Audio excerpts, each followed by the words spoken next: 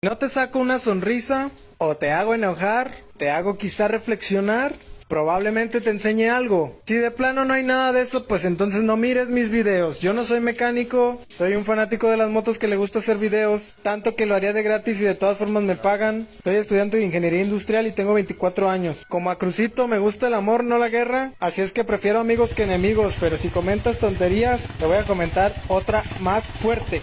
Porque para eso me levanto temprano, para ensayar cada mamada que digo, pero laven su moto y a pulir el asfalto.